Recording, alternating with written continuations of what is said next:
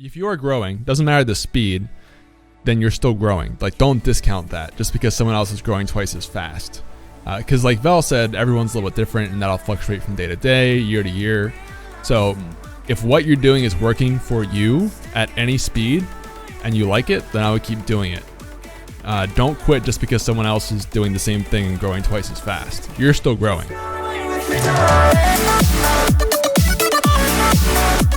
What's going on, guys? Welcome back to the Stream Key Podcast. This is our weekly show here at TRUgaming where we help you level up your stream by talking about Twitch-related topics, news, and any questions you guys have. This week, I'm really excited because we're joined by a special guest brand, which is Twickle. And we have two guys from Twickle, Jake and Bharat, here for the first time. They're going to be talking about what Twickle is and also just be doing the show with us, especially focused on social media this week. So, Jake, Bharat, how's it going, guys? It's going excellent over here from cloudy San Diego. A little early over there too, right? Yeah, it's like 8 o'clock. 8 o'clock, yeah. Man. Some coffee. Well, thank you for joining so early, and keep drinking that coffee if you need it. For sure, we will be too. And also joining, as always, is Velok once again. How's it going, Vel? It's going very well. How you doing, man? Good, man. How's your week? It was good, eventful as always, and Twitch streaming in the community has been insane, like it always is. Just a lot of fun, as always. As always. Yeah, as always, though. Cool. Well, glad to have you back on as well. If you guys have not seen this show before, the way this works is the first 20 to 30 minutes we'll be talking. Actually, first we're going to meet Twickle a little bit and talk about what that is and what these guys do at Twickle. And then we're going to talk some streaming news, which involves Dr. Disrespect. I'm sure you've all heard about that. What? We'll talk about that with the first bit, and then the last hour and a half or so will be actually open Q&A with you guys. So you'll be able to join the call via Discord if you want to, or just ask questions in Twitch chat, and we'll answer your questions, especially themed on social media this week, which is Instagram, Twitter, Discord, all that stuff, because Twickle does a lot of stuff with social media. So I guess that's a good place to start, actually, is do you guys want to kind of tell us a little bit about what Twickle is and how you guys work with streamers in particular? Absolutely. Yeah, so you guys know the life of content creators. Content creators are extremely busy people. And so for us, we try to reduce some of that pain of busyness on them by giving them more exposure and more engagement. Those are the two main things that we focus on. And the point for that is so that they can spend more time actually just creating content. So how we do that is we actually give streamers a point system that they can use to reward engagement across kind of any channel that their community lives across, whether that's on Twitter, Twitch, Discord. And so the point is that their viewers can now engage in different places, points that they can then use to get cool rewards or take part in giveaways. Right. And you guys have built in things on Twitch, right, to support that, like extensions and things like that? Yeah, we've got an extension and a Twitch bot.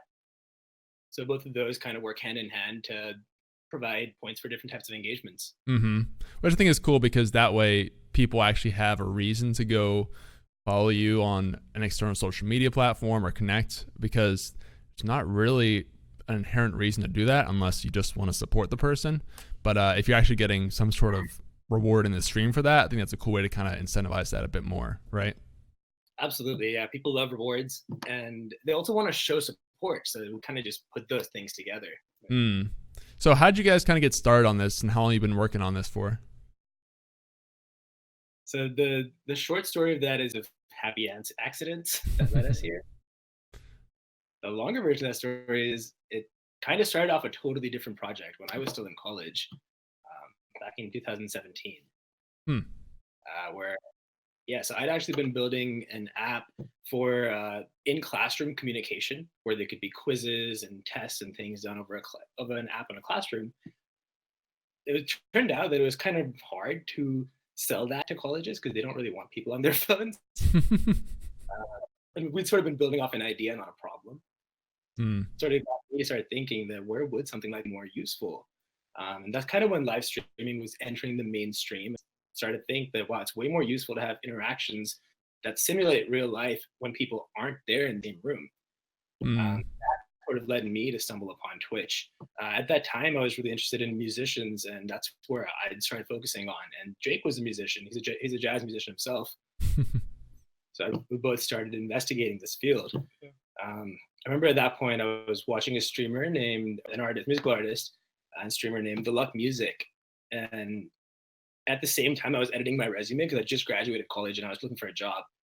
On my resume, I put this thing saying I built this referral system. And as I was writing that, I remember Max was asking his fans like, hey, if you guys could refer your friends and just share my stream, I'd be really happy. So I messaged him and I was like, hey, what if I built this referral system for you? And he's like, that would be awesome. So that kind of got us started.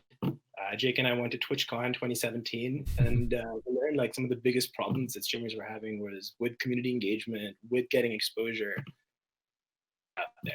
And yeah, we've been going since then. Rest is history. Yeah, right. Awesome. That's really cool. You guys are trying to fix that or address that problem with this product. I think there's a lot of cool ideas about people doing that out there now, but I like the fact that it's integrated into the stream directly. How you can go to, it's kind of like a central hub because the thing about Twitch panels right now is you have a lot of panels. Like people have, YouTube, Twitter, Instagram, Snapchat, whatever, all these different panels, and chances that someone goes through and clicks all those is very low, let alone any of them. So I like having one condensed way of doing that. That's just sort of like you want social media, it's all right here, and you can go join it by clicking anywhere here and get rewarded for it, which I think is a cooler system than a bunch of panels that people may not really want to click on anyway. So I'm excited to see that. Some screens are just so long, just panel. So yeah, it's crazy. So how long have you guys actually been working? Because I know you have some partners and stuff, and that's actually Meemaw, who's in the chat here, is one of your partners, who's one of our partners as well. How did you guys kind of get started with this partnership program? Yeah, it was, first off, hi you. We started out kind of looking at how other companies are doing it. So like Twitch has this sort of affiliate partnership program. Discord has this kind of partnership program. I think they call it partners, but yeah. And we're kind of inspired by that. And like, we kind of been doing this with people already where we would work hand in hand with them, like have weekly meetings with them. That's been like fruitful throughout our development. So we thought, hey, we could like make this a bit more formal partnership program. And like people could, we could find people that really love Twickle and work with them because it's kind of a, they get that, are new and up and coming and they can test them out. They could be like, hey, this sucks, or hey, this is really good. Make this, and we could sort of work with them and they could kind of help us shape the future of Twickle. I think that's been a key ingredient to our development. I think it's pretty cool that you're doing. Yeah, I think it's cool you're doing that. Is there, what is kind of involved in the program? Like, what do the partners get out of it, and like, what do you guys get back from the partners in return? Yeah, so partners, we will like pretty much promote them on our like socials inside Twickle. So one of the things we're building out in Twickle is kind of like a repository for different streamer communities and giveaways happening. And we want to elevate our partners there so that when people come to Twickle, they're looking for other communities. They'll be kind of front and center as like, hey, these people are partners. You should check them out. So we offer a lot of like better exposure through our partnership program. They also get say in what we make and how we make it and why we make it, that sort of thing. And they're kind of also the first to test out anything new that we have going on. So sure, they awesome. Give us right there feedback and tell us what's good or bad. And yeah, for us, it really helps us form like it's super important that we get input from our streamers and viewers. And like I pay like a lot of our successes to like the fact that we have like so like friendly and like willing to work with us. Like it's a beautiful thing. So that's I think the greatest benefit we get from our partners is that hand in hand, like Sure, that's really cool. Is that you guys sort of select partners manually, or is it an application process? How does that work? Yeah, there's an application process. You kind of have to set some things up on your stream to make use Twickle for a little bit, get your community into it, kind of like make it a part of your streaming culture. Apply, and then it's kind of like we do handpick a little bit, where like we want to make sure that you're a right fit for us. We'll set up a meeting with them and like kind of community and see if they'd be a good partner fit for us. Gotcha. Cool. I'm just curious because I know a lot of people are streamers who are watching and might be interested in checking that out. So there's the info on that. Vel, do you have any questions on Twickle, just hearing about this stuff at all? I mean, yeah. So like as a streamer who like, you know, doesn't want to put in time to anything else aside from just like creating content like you guys were saying. So if I were to sign up for Twickle right now, like what would be like the first step that like what's like the first thing that happens once I get it all set up? Like what do you guys do? You know what I mean? Like what are the initial steps when you first get into it? Yeah, that's a good question. So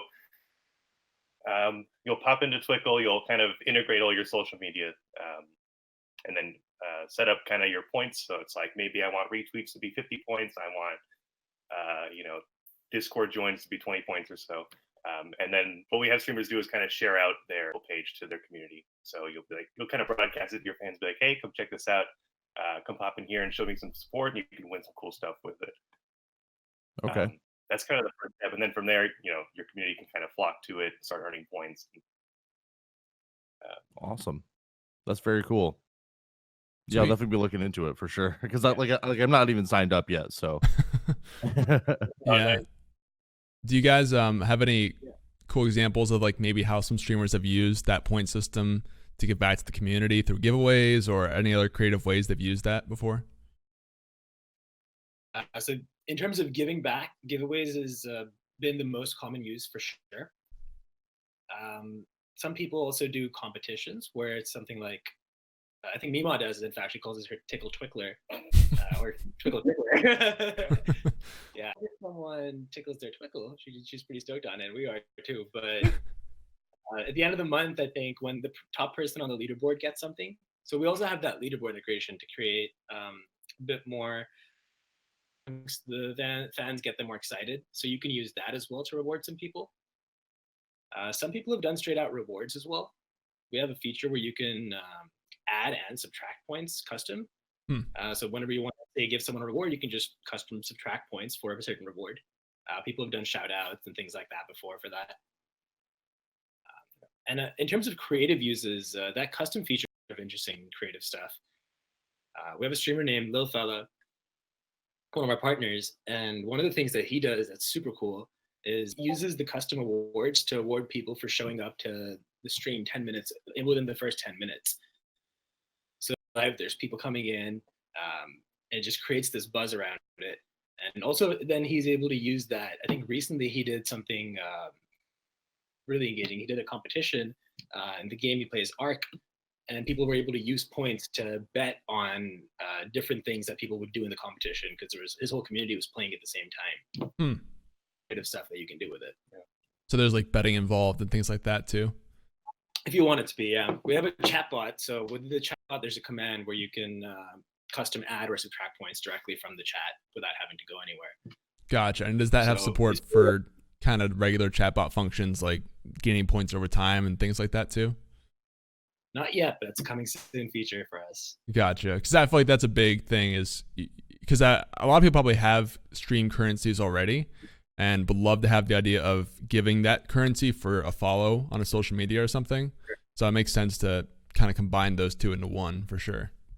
Absolutely. Yeah, we wanted to first sort of satisfy our unique value prop and sort of create a unique space for us and then kind of take in some of the other stuff. So sure. Yeah, that makes sense. Cool. Well, I think it's a pretty good summary introduction of Twickle.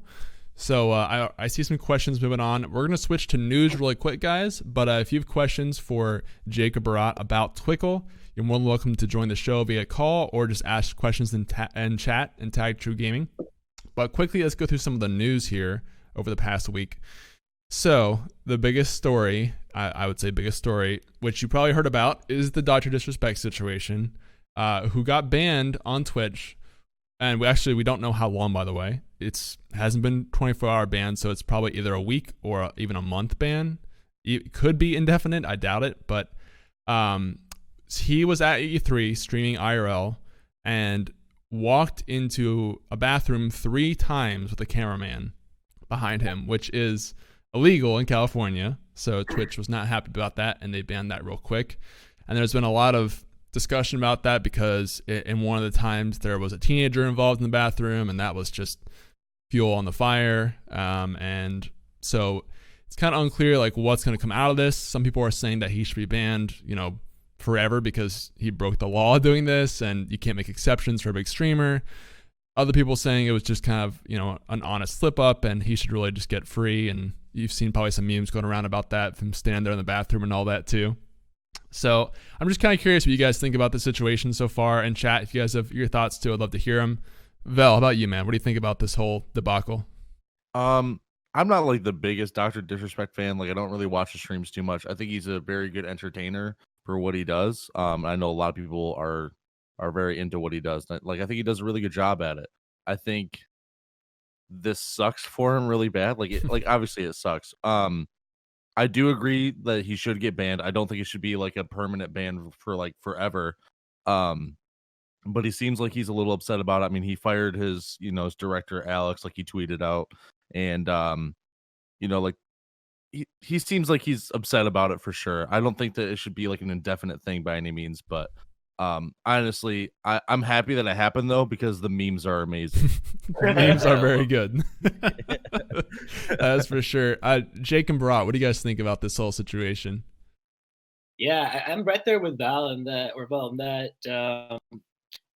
He deserves a ban for sure. It shouldn't be permanent. I think everyone be held to the same standard. I think that's one of the big topics of this here. Mm-hmm. It's good that Twitch is standing strong on that. I do still think his intentions were totally innocent. I don't think he was trying to break the law, or he might not have even known entirely that he was breaking the law while doing it, which I think points to a larger issue here of almost. There's a couple issues at hand. One is where it's kind of a design flaw in the system. I think he's at a convention. Is going to have a bunch of streamers, so it would be good to almost have some kind of signs which tell people where they can stream and not stream. Mm-hmm. Yeah. And then, yeah.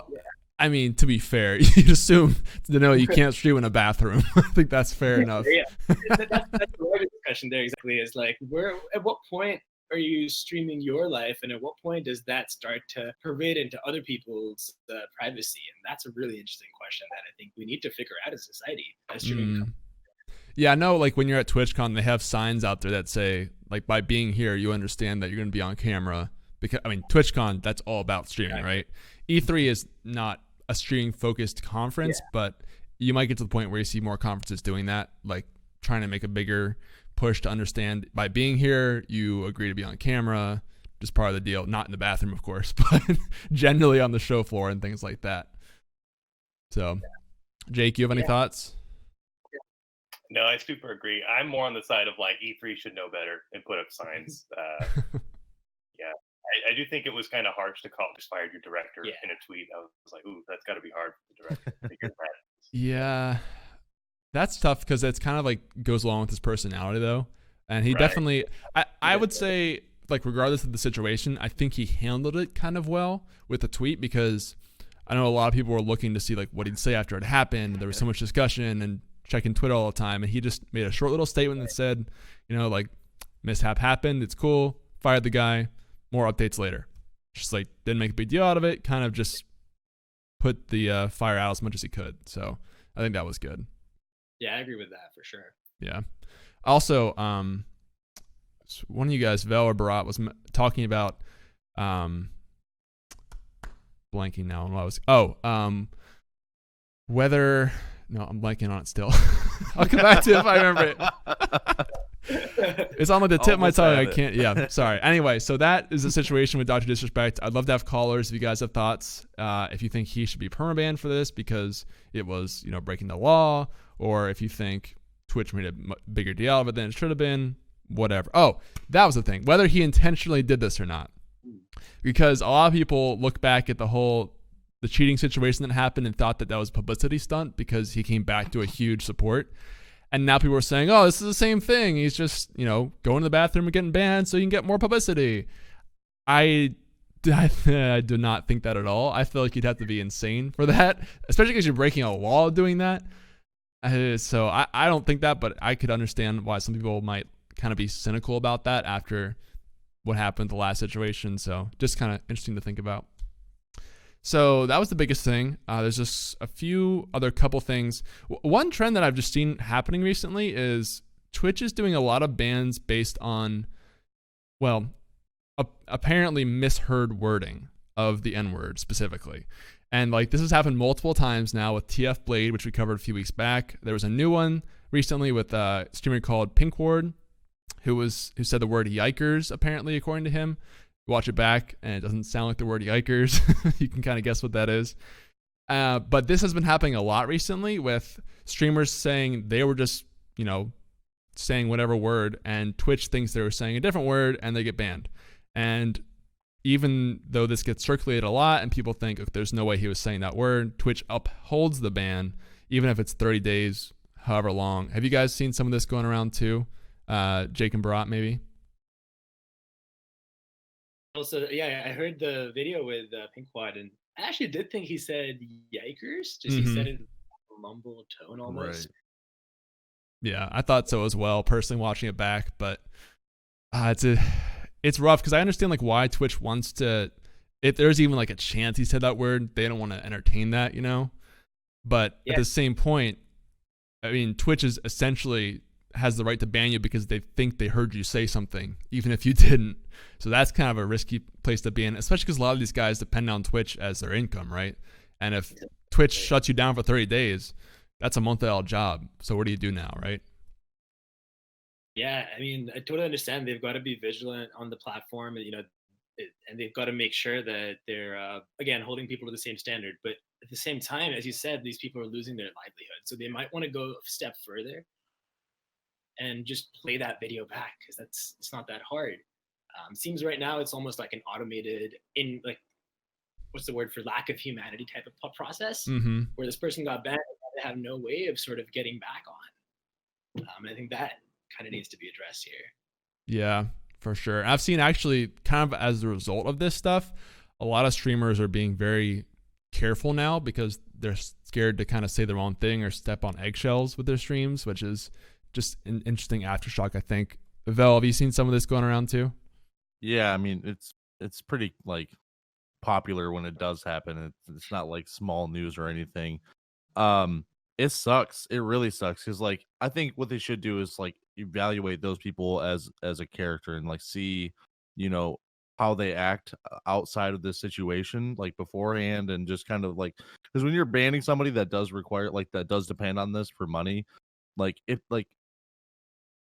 pretty easy to tell when somebody like goes out of character, like if like they're like kind of like mumbling a word, you know what I mean, but like that they're probably like a genuinely nice person, they're probably not going to be saying the word that you're banning them for. I don't know, it's super sketchy and super scary. Like I know I would never say anything like that, but I know I do, like I've said multiple times, I do have a habit of like mumbling and slurring my words, and like if I happen to like misstep and just like kind of like let a word out, but it sounds like a bad word, oh my God, I don't even know what I would do. I'd freak out. That would make me so mad. Yeah. And like the reason why I bring that up too is because I think a lot of people have been talking about how the size of your stream impacts this a lot.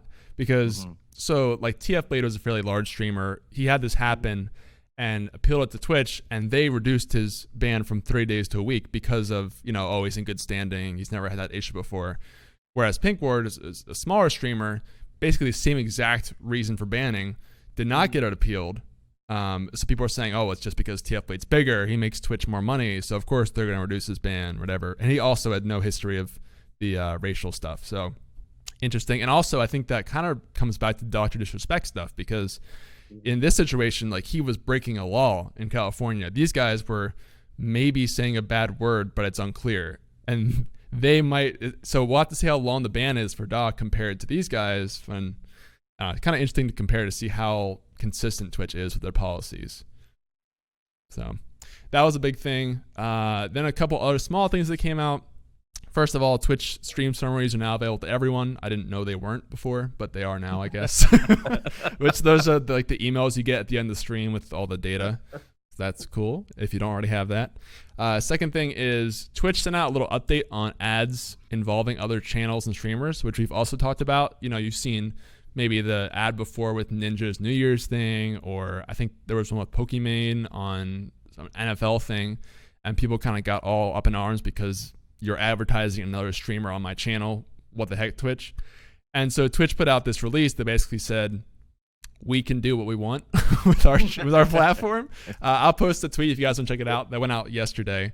And I basically, like, yes, they break down, okay, we can do this thing, we can do this thing. But if you kind of read between the lines, it's like, we'll advertise how we want to on our platform and deal with it. So did you guys have a chance to read through that a little bit, maybe?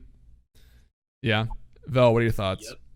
I mean, it is their platform. They can do what they want.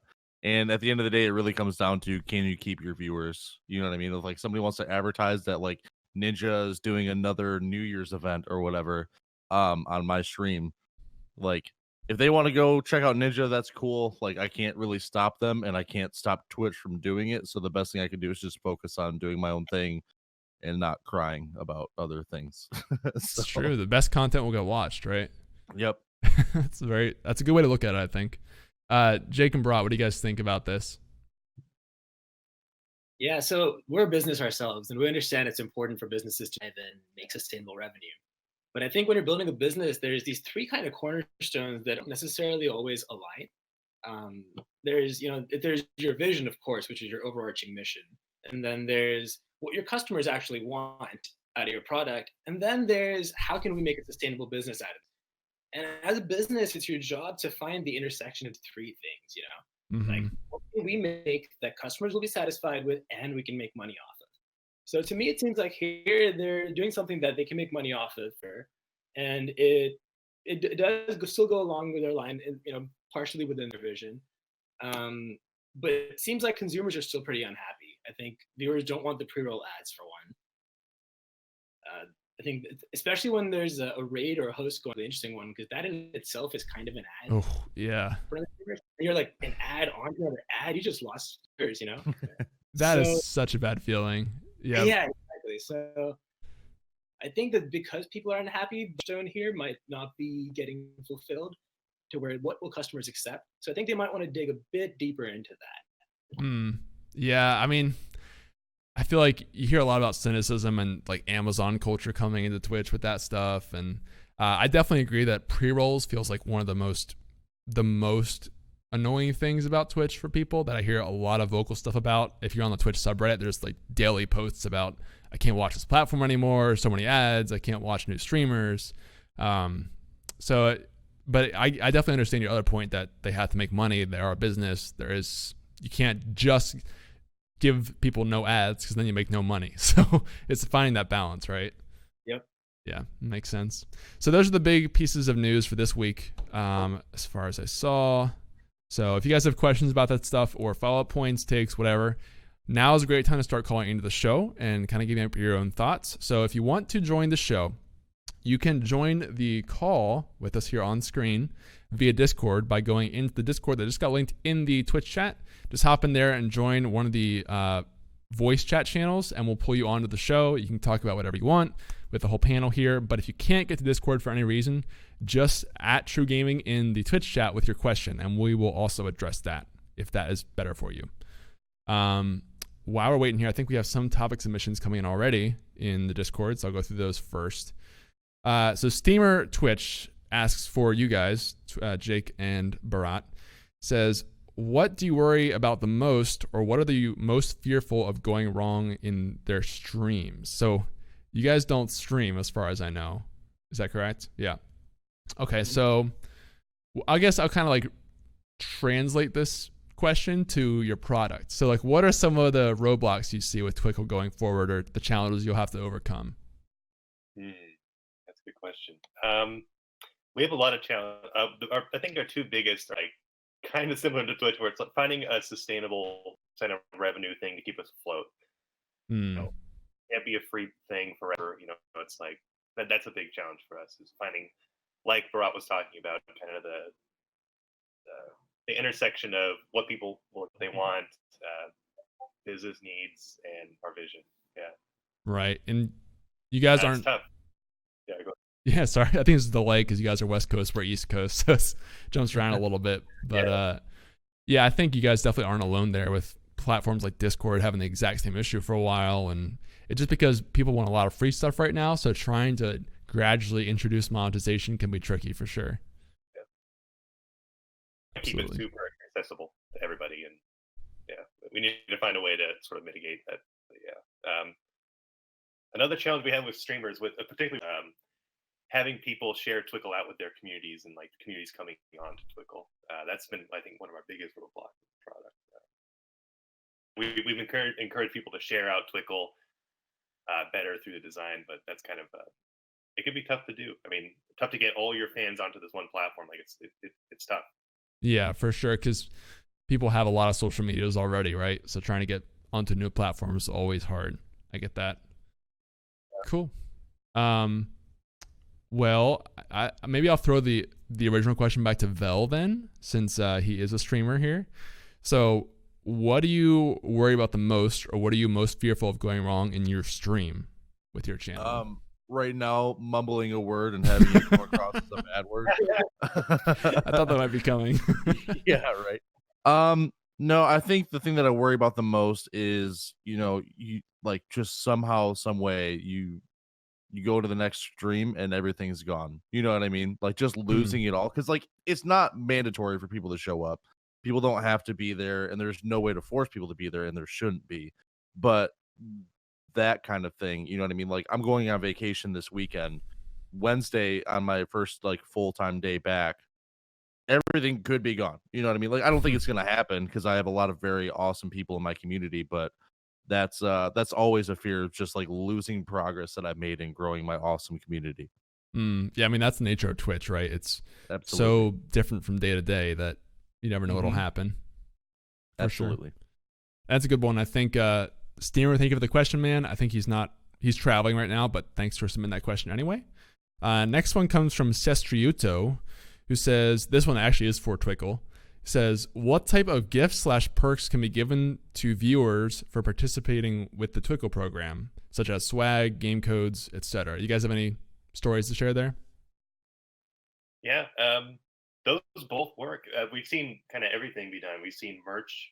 People will give out merch, shout outs in stream. So it's kind of like, there's a spectrum of things you can give that are more digital or physical.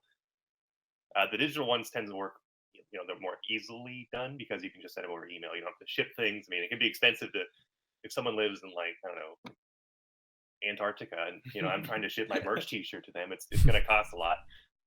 So digital seems to work well. But yeah, we support any sort of gift really on the platform.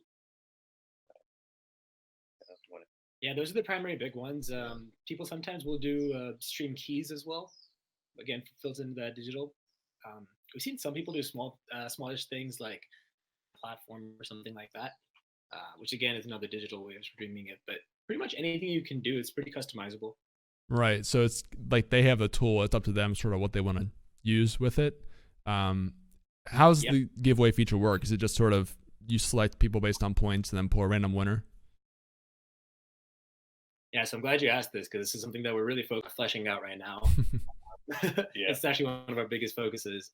So right now, giveaways are, we have one very sort of primitive way of running it. It's actually the console code. So you actually have to kind of code it in, and it picks a random winner based on the time filter you've selected. That was just a very small sort of test to see if people will do this. And they did. So figuring out a better way of doing this, people can actually buy entries from those points. So they have a choice, like, hey, this is, like streamers do giveaways all the time, So this one, because I don't care about this game, you already have it or something like that. But you might want to enter into all your points into something that you really care about.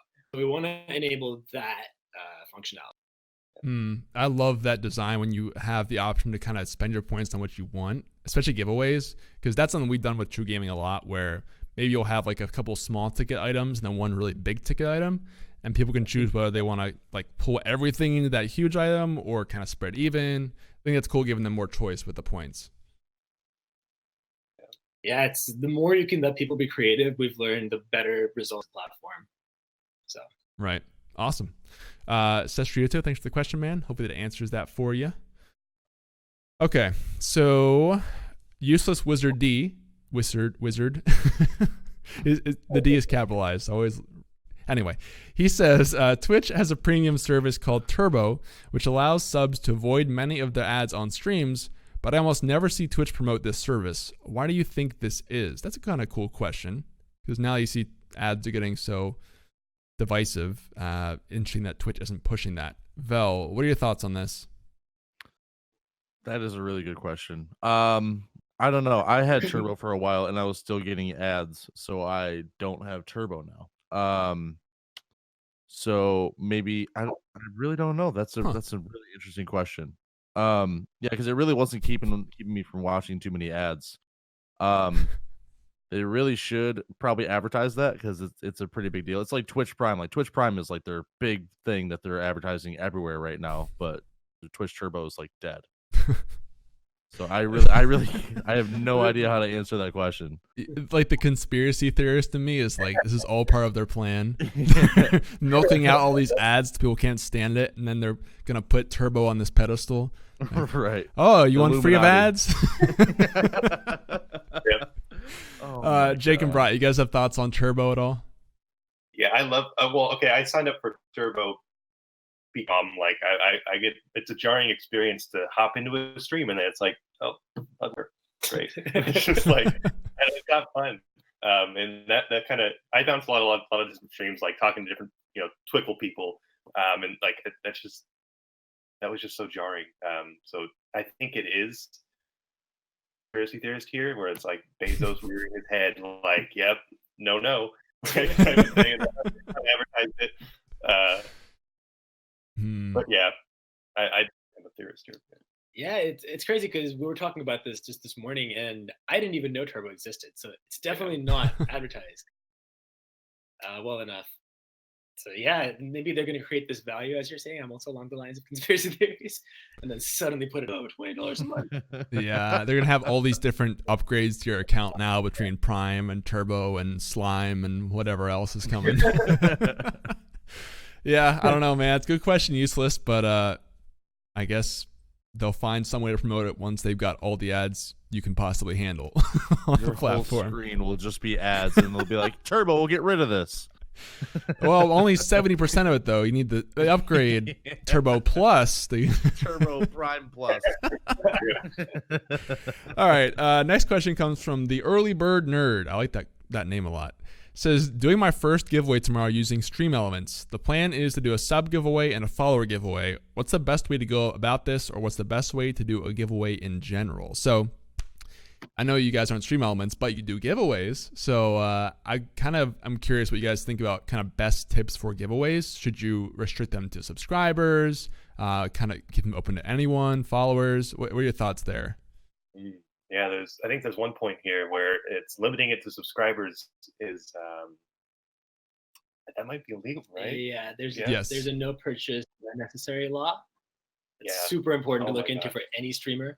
Yeah. So allow people a free way to enter a giveaway for sure. Yeah. Mm-hmm. Yeah, it's There's a lot of weird gray area stuff with giveaways. yeah, because sub only technically you have to pay to get into the giveaway, which is gambling, right? Yeah. Actually, it is. You can do that if it's a nonprofit organization. It then gets classified as not a giveaway, but a lottery. Oh, really? And a lottery, they are legal for nonprofit organizations. So if you are a nonprofit and you're running a giveaway, feel free to do that for donations or subs or whatever. Okay, but you have to be a nonprofit to do that. Yeah. Okay, because right, because my thought there was like, what if you're doing a giveaway for a nonprofit, like for a charity, but then you're not the organization yourself? I still feel like that might be illegal in that situation. Yeah, there's definitely some gray area to wade through. Yeah. Yeah. I would generally say, I agree with you guys, like kind of stay away from sub-only giveaways. What you could do is give subscribers more luck or some sort of increased way to win, but you still have to have some way for non-subs or non-paying people to enter somewhat in the giveaway, for sure. Yeah. Weird. Another thing that's important to note is the giveaway, the amount, the cost of it should be under 5,000, and it has to be reported. You have to report the winnings anyway, but over 5,000, I forget exactly what the law is, but it changes the terms of it. So that's another one. Wow. So that's kind of a bit of the legal stuff. Non-legal stuff. But yeah, like I think it's great you're doing a giveaway. Like that's an excellent way to give back to your community, get people engaged. Mm-hmm. Viewers love that. And yeah, but yeah, generally it's good to share it on your social, make sure people know what's happening. Yeah. You can get a lot of traction just from that. I mean, other people who might not have seen your stream, yeah, that's kind of one of the key components of Giveaway is giving that exposure. People tend to share these things like, hey, enter this. And if you could somehow incentivize that and get people to share things, then that's just going to increase your exposure. Right. I got you. Yeah. One of the things we notice is it's not always clear for people what the prize is or where it is. Like I'll go and see in someone's stream title, let's say something like exclamation point giveaway or something like that. But just making that more clear, whether you put it as like an overlay in your OBS setup or something, that would really help a lot. And then advertising that particular thing. So instead of just saying that, hey, I'm doing a giveaway, actually tell people what you're giving away when you're posting on social media. It's a really good way to get people excited about it. Yeah, for sure, because people want to know what they can win, right? Yeah, that's Exactly, actually a really good point, because I definitely see that. People are just saying, I'm doing a giveaway, but they don't mention what it's for. You got a used blue crayon. Yours, you can have it. You can win it. Vel, what are your thoughts on giveaway best practices? Real quick, Early Bird says that's interesting because Stream Elements has an option to limit the giveaway to subs. So that's built into their platform. That's really, really weird. Yep. Just because it's built in doesn't mean it's legal. True. But they might want to fix that. But anyway, for me, I would definitely say try to reward the people that have been there as much as possible. Like you're definitely trying to get some exposure out of it for sure. But at the same time, like I don't want just some like random person to win it and then never show up again. I'd rather have like somebody who's been supportive for a very long time win whatever the giveaway is. So definitely increase the chances for the people that have been there, the people that are already following, and definitely for the people that are subbing too. Good point. One thing I want to mention too on the exposure note, it sort of depends on what you're doing it for, but if you're doing a charity event with a giveaway, one thing I always like to say is be careful not to do that for your own exposure as much as for the charity, because I feel like it's sort of trendy now to do, I'm doing a big charity stream, I'm doing a charity giveaway, come support me, and it's like, that'll get me big, when really it shouldn't be the point of your stream. It should be to help with the charity out that you're supporting. Don't use charity streaming as a gimmick to grow your stream. Right. It's not why you should be doing it. But cool. Thanks for the question, Early Bird. If you have follow-up points, let me know, man. You can ask him there. Next question comes from, actually, I think that was Susie, who just reposted Early Bird's question. So I think we're actually wide open for questions right now, guys. If you'd like to call into the show or just keep asking in chat, we can address those. Make sure you tag TRUgaming so I see it. If you already asked a question and I didn't get to it, please feel free to re-ask it and just at TRUgaming. That way we can get to those. Vel, what is sort of a social media that you struggle with generally with your stream? I would say a little bit of everything. Like I'm really bad at consistently keeping up on social media. Like when I am on Twitter, like I think I'm pretty good at it, but like I know there's areas to improve on for sure. Instagram, I don't touch Instagram ever anymore. I'm very, very bad at it. I don't know. I really have a tough time putting in effort and time into things that aren't streaming because streaming is what I'm really, really passionate about. Posting a selfie on Instagram isn't really my passion. What? Yeah, right though. But yeah, honestly, just every social media platform, I'm really, really bad at it, and I know I could be better.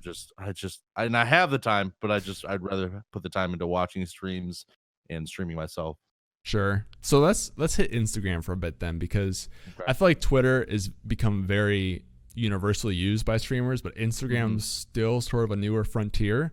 I think especially for male streamers in kind of our demographic. So Jake and Brad, do you guys have any sort of like general tips for maybe getting started with Instagram as a streamer that you think would be helpful?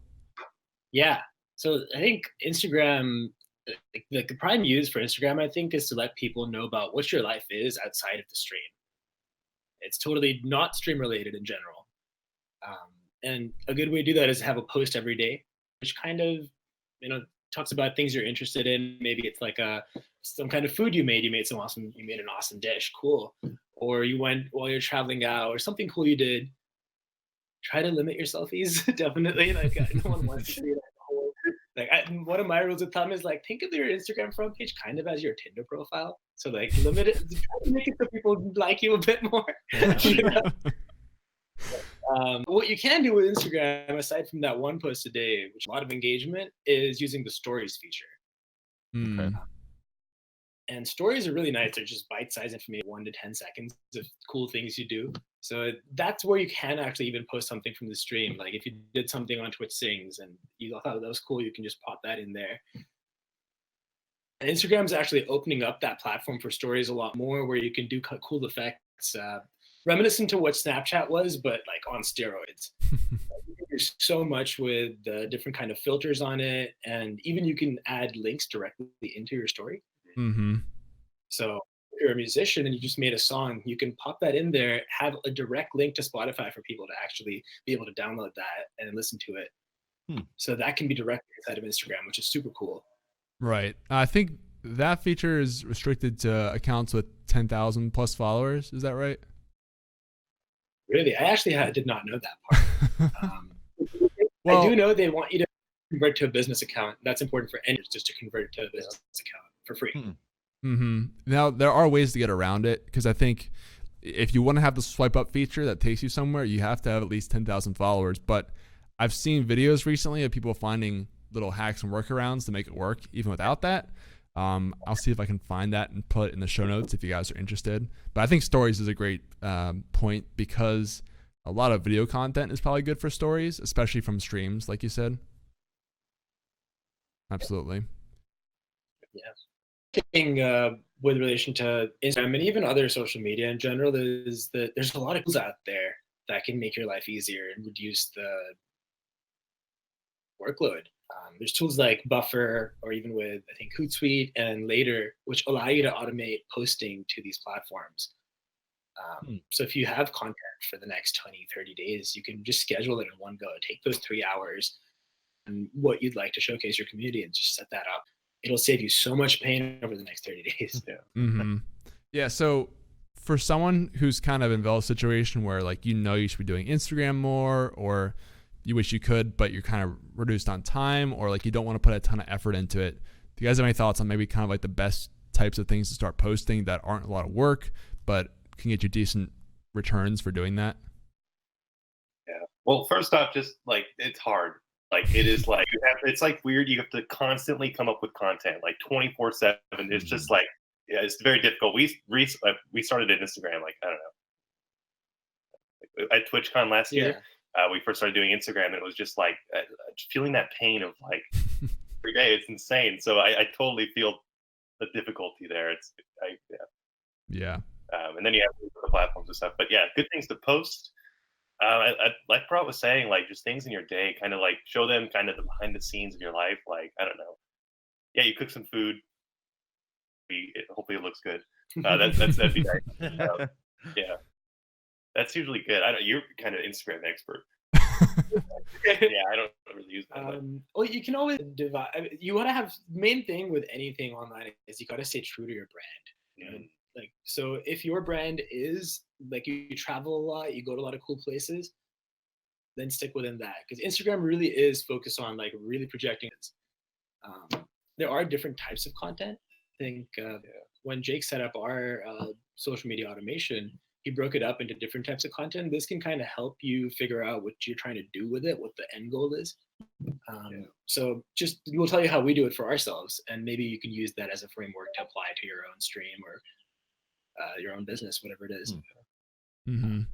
That sets up as, right, we want people to know about, how to use Twickle. It's like a tip or something. That's something we post on Twitter as an automation or something like that. Then we want to get our community excited and submit us fun content. So we'll have like a meme contest, like, hey, submit your favorite dog meme or something like that. Week. We'll have some posts that are just kind of trendy and staying with the meme, like, I don't know, felt cute, might delete later with some kind of and talk about something that happened in the news that's really cool. Like learning, like Google Stadia is a pretty cool thing that came out. We wanted to talk about that a bit, try to get our community's insights on that, so we can learn more, they can learn more. I think it's a win-win for everyone. And you do that. So kind of categories. Yeah. The Google Stadia one, you did on Instagram, like a discussion there?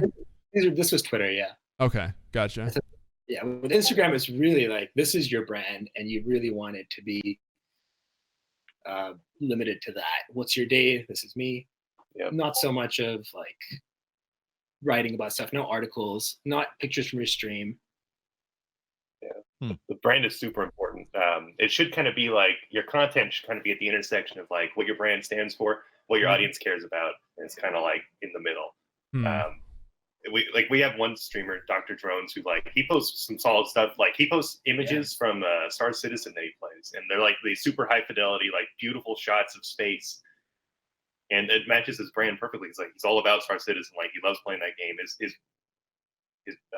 The people who follow him love that game and like love, like, take screenshots of it. It's been pretty cool for him. So emphasize the brand enough. Right. So trying to like find that consistency of some kind between all your posts, kind of building that consistent brand, like you said, Brock. Yep. Cool. Yeah. If you guys have more questions about Instagram, we can get into it. I think it'd be cool to talk about like what types of posts do well in terms of like, one thing I noticed a lot is faces are really good. People like to see people rather than things a lot of the time. So that works pretty well. Yeah. If you guys have your own thoughts on Instagram, if you used Instagram a lot, we'd love to talk about that as well. We do have some questions coming in the chat now. So Early Bird Nerd had a follow-up. He said, thanks for the illegal tip. That's huge. Follow-up for the giveaway question. I guess my real question is when to have them during the stream and how long should they run? Should they be the whole stream to give everyone enough time to buy tickets or just for 10 minutes? So that's a good question. Do you guys think you should keep giveaways open the whole stream long? Should they be open in short windows when you can enter? Vel, what are your thoughts here?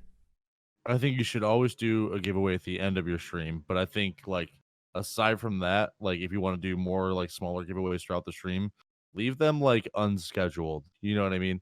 Because then people are just going to stay there for, like, you know, if they know they only have to be there for 20 minutes, they're probably going to leave for 15, be back for that remaining 5. And then as soon as that giveaway's over, they're going to leave. You know what I mean? Mm-hmm. You definitely want to try to make sure that, like, you kind of like keep them guessing, because you're going to get giveaway goblins that are literally only there for the free loot. And it's just like, it's unfortunate. So if they're going to try to play games with you, try to play games with them. You know what I mean? Mm-hmm. Yeah, I like that term a lot. Giveaway goblins. Yeah. That's good points. Jake and Bra, what do you guys think about this? I couldn't agree more with that. You want to stop as much as possible. Ones are great because that keeps people on their toes, and that keeps them engaged. They have to keep watching. That's gold. And at the end is a really good idea. But there might be some bigger ticket items, like, I don't know. I could see this, like, over a week you're giving away like I don't know, like some like really fancy keyboard. You might want to have like a longer thing going on, depending on like the level of, or how much it costs, I guess, relative to what you can spend. Yeah, totally. I think that for big ticket items, you want to have a longer running giveaway. One of the things that's important to note is the more people that enter into a giveaway, it's kind of this flywheel that once it gets going, more and more people start entering into it. There's a lot of social proof involved here. It's like, hey, like 100 people are in here. Like, wow, I got to be in here too now. Crap. And so the longer that these ones run for you, an important thing to note there is that anytime you do a long giveaway, you'll notice that in the beginning when you post it, you'll have a huge uptake in use, and then it'll kind of flatten out. And then as you get closer to the deadline, it'll again rise. So just know that, and don't get angsty or something. Just let it keep. Yeah, that's part of the normal like life chart of a giveaway, right? It spikes in the beginning and the end. Yeah. Makes sense. Yeah, I think there's a lot of ways to do it. I like both what you guys said here. I think keeping it kind of unclear when the giveaway is definitely helps with retention, because people have to be there for it to open, especially if it's like a limited time thing. Like if you're only going to keep the giveaway open for 10 minutes and they don't know when that 10 minutes starts, then they have to be there, right? Because if they go away for 20 minutes, they might have just missed it. So that's a good point if you want to just keep people involved. I also like the idea of maybe keeping it open for longer if it's a big ticket item. That way people can kind of enter throughout the weekend or however long your thing is. So there's definitely pros and cons to both. I think it kind of depends on how long your stream is, I would say, early bird. Like if you're doing maybe a what's a standard stream, like 4-6 hours, then I would like do what Vel said probably and kind of do it maybe towards the end, but unclear. But if you're doing like a weekend long thing, multiple days, maybe keep that open longer. It definitely depends on the situation there. But good question, man. Thank you for that. And good luck on your giveaway event this weekend. Be pretty cool. All right, so moving on. Edible says, how great is Suzy QQ? Very great, Edible. Very great. Okay, Mostly Bex says, actually that's just a comment on IG, but she said, a great way to deal with IG is to understand it's actually two platforms. Your feed is a curated tableau? Did I say that right? Of your brand, and your stories are a BTS more personable angle. Interesting. So using your kind of profile as more polished stuff and using your story as more on the fly, just grab really unpolished stuff. What do you guys think about that strategy? Jake and Barat. Well said. That was elegant. Yeah. Fantastic advice. Absolutely. Yeah, I definitely agree with that too. I think because especially if you take longer to post your personal, like your account pictures, then you can use your story more often to do maybe more daily updates, and especially if you're streaming anything, I think that works really well. You can do like before after stream, getting a meal, whatever, really easily. Cool. Yeah. Yeah, Mostly Bex, all the IG stuff apparently. Mostly Bex knows it all. Seen a few things in there. Okay, so Automania said, do you ever see Amazon developing their own broadcasting software? It's kind of an interesting question. Vel, what do you think? No, I don't think so. I don't think that it would make any sense because they already own Twitch, which is making them a lot of money, and it already is like pretty well established. So they basically be competing with themselves. He's talking like a software like OBS, for example. Oh, okay, my bad. My apologies. That would be interesting. I can actually see them doing that just because there is some potential there. You know, like everybody's trying to do their own thing now. It's like trying to start your own streaming service. It's, you know, it's the next biggest thing. Yeah. Which is unfortunate, but at the same time, it's really cool because it keeps people competitive. You know, everybody's trying to one up the other person, and I really do like the idea of that. Yeah, I think that they could definitely do that. They definitely 100% have the funding to do whatever they want. They can make a car if they wanted to. But yeah, I can totally see them doing that for sure. Yeah, I think my own thoughts, like the scary thing about anyone who's making a product around Twitch is that Twitch could always just do it themselves, and then you're in trouble. Like this is so true for, I mean, stuff we do at TRUgaming, Streamlabs, even like Twickle, I'm sure. The reason why our products exist is because Twitch isn't doing everything. So like if Twitch comes out and makes their own version of OBS, and then suddenly they promote that all over their site and make that like the de facto stream to Twitch software, then Streamlabs OBS and OBS NextSplit are kind of in a bad situation there. If like there's a signature Twitch streaming software, and you could argue maybe OBS X could have been around so long that people aren't going to change now. But I think this is a good question for a lot of things with Twitch, because if Twitch developed their own alert software that was built in, or if Twitch developed their own like built-in merch store or something for streamers, then that kills so many other products that are out there that companies have designed. The question is like, whether it would be worth it for them to do that financially, because they would also be killing a lot of relationships with those other brands. And so maybe it's better just to let those brands do that thing. So you could say like Twitch will never make another software because OBS is great and they like working with OBS and Streamlabs. And I think that it kind of applies to all the other things that people are doing out there. Even like stream coaching, right? We're doing with True Streaming. Like if Twitch comes out and launches their own stream coaching platform, then I mean, it's not going to be great, but I don't see that happening is why I kind of say that. But right. Jake and Barat, from kind of a developer's perspective, I'm curious what you guys think about this question. Yeah, you're totally right. This is always the risk whenever you're building surrounding a platform, which it's kind of good and bad. It keeps you on your toes for one as a developer. You really got to be thinking a few steps ahead. You always make sure that what you're doing has a true value beyond just the idea. Like when you're building a community, you're building relationships with people. Those things aren't easy to steal. That's one thing. On the other side of things, to think about, as you said, that Twitch also has with these platforms. And Twitch is also a platform for developers as much as it is a platform for streamers or viewers. Mm-hmm. And what I heard the stance, I was chatting with their stance kind of is that when it's something that they think that developers can do on their own and they can enable developers to do, that's something that they're never going to build on their own.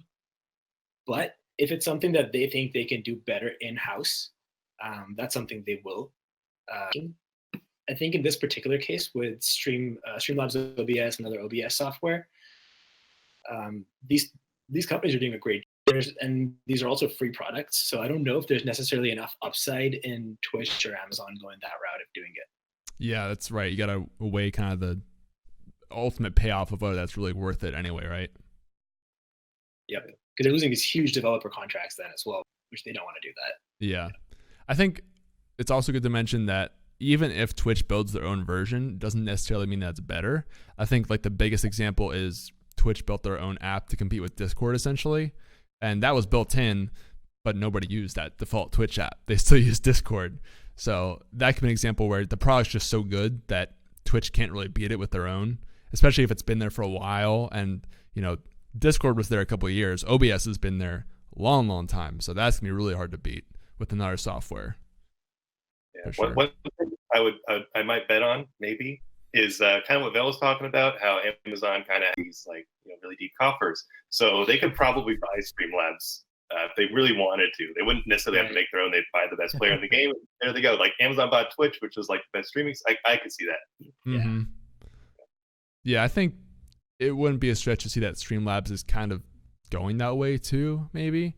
I mean, yes, they support like Mixer and YouTube and stuff, but the biggest audience has to be Twitch by a long shot.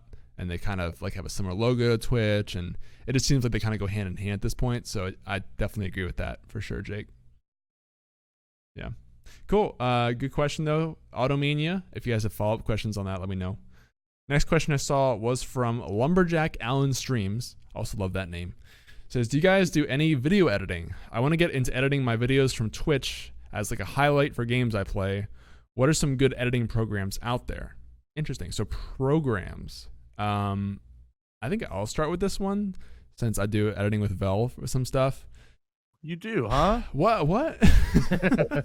I do a lot of video editing, but I use Adobe Premiere. Premiere is not a free software. I don't know if it's not a service. Software. But there is Premiere Rush, which is a new one, which is kind of like a condensed version of Premiere Pro.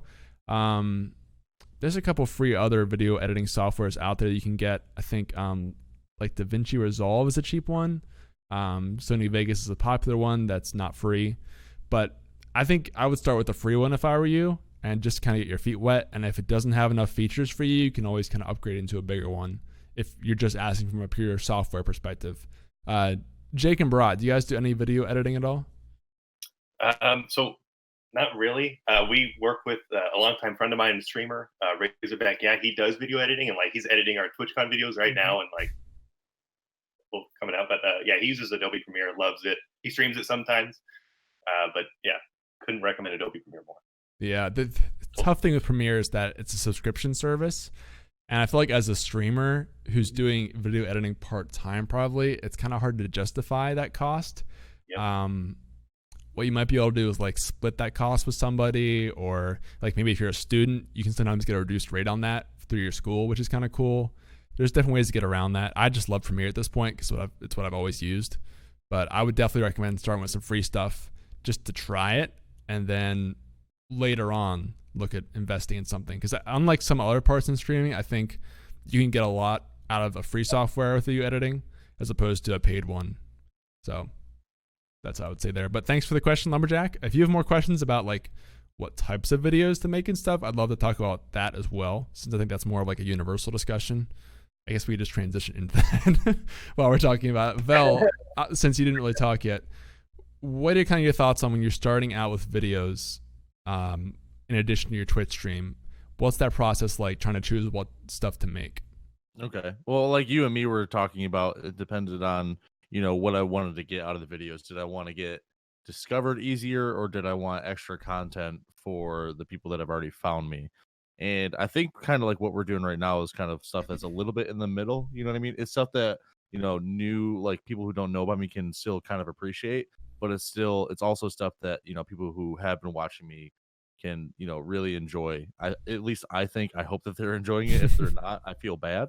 But but yeah, I think it all depends on what you're trying to get out of it, and if you're trying to get discovered more, or if you're just trying to make extra content for the people that already, you know, give you their time in the first place.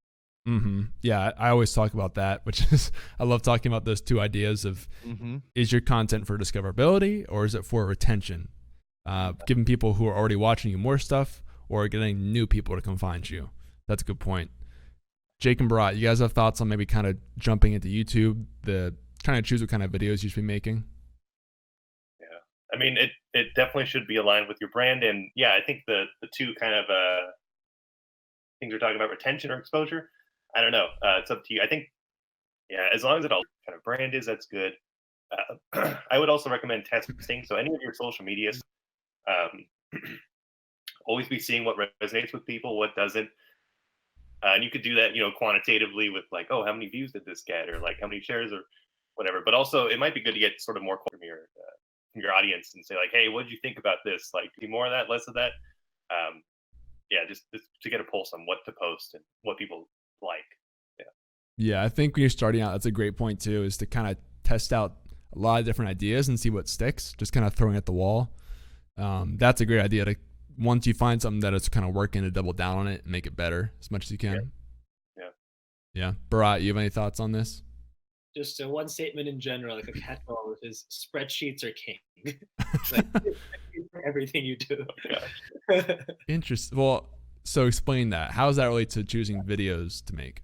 Right. So Jake kind of talked about testing everything out, right? So what you want to do is you want to have these videos on there, see how many views you're getting, likes you're getting, and then also adding some of the qualitative stuff, like how people's reviews on it. You ask your friend, like, hey, what do you think of this one? Put it all in there, and then start doing this for a while, because one video won't necessarily give you enough idea, because you know there could be different things going on. Your friends might have been on vacation. You might not have got people to see it. It might not have been posted the right place. You do this enough over time, and now you have this kind of log to compare over, and it just helps you sort of figure out what's working and what's not. Right. Yeah, I like that you mentioned it takes a while for that to start kind of building up. Like 1-2 videos aren't really going to be enough, as opposed to maybe a month or a couple months worth of content, and then you can take a look back and see what has worked the best so far for you. Yeah. Cool. All right, transitioning into the next question here, which is from Mima, the one and only. She says, how can Twickle help you in making YouTube highlights? We were just talking about this. Hint, you get viewers to make clips for Twickle points, and byproduct is you have more clips to turn into YouTube highlight videos. New feature that's awesome. Do you guys want to talk about this feature? Yeah, so we're actually really excited about Giz to help in creating content. I think that's something that's huge for the streamers, because they're now directly a part of making that content. As Mima said, contributing clips is something that we recently added, so people could get points whenever they make a clip for the streamer. They also get points for other people so there's more incentive to share it out into different places, and the better clips you make, the more views you get, and so forth. Extrapolating that to YouTube is kind of a natural next progression for us here, where you can create highlight reels, maybe montages, different things for the streamer. Especially if you're a super dedicated fan, you know how to do video editing really well. That's kind of the route we want to go. Even further from that, potential to generate content for like a meme review, let's say. One of our streamers, For Sale, does a meme review every Saturday.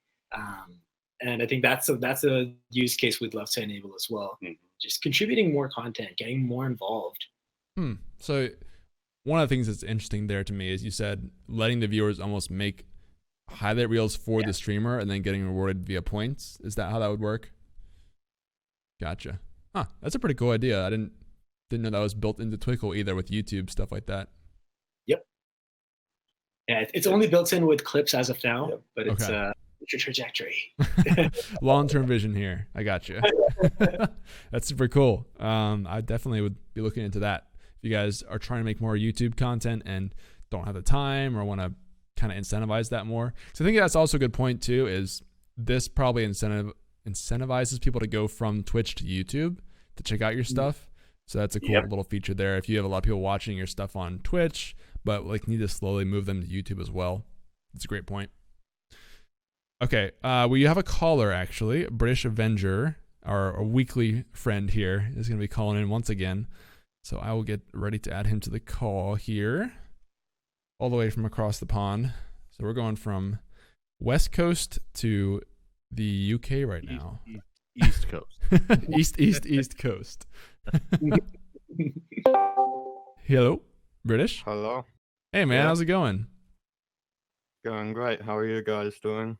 Good man, thanks for calling in. So sometimes I look at other people's channel compared to like I guess the success or progress they have. And of course it reflects on my own channel. And I want to know like if there is a certain point like you need to like change something up about your channel. So you're kind of looking at the progress of other people and comparing it to your own channel's growth trajectory.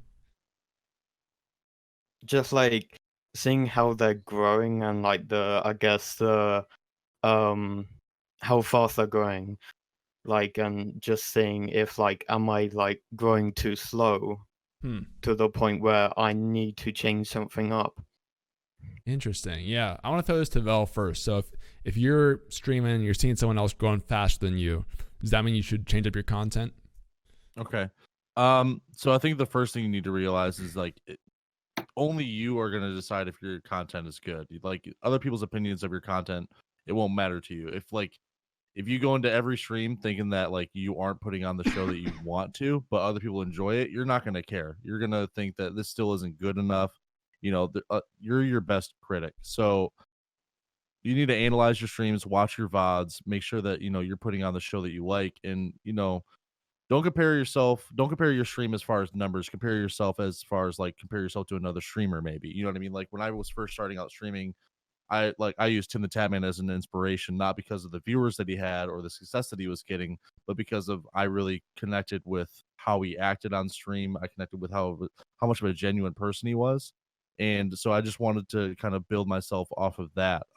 Don't ever worry about the success of other people because there's none of that matters. I've looked at people all the time that are streaming that like are growing faster or you know more than I am, and then you look at it like a year later and some of those people are, you know, that were doing amazing aren't doing so great now.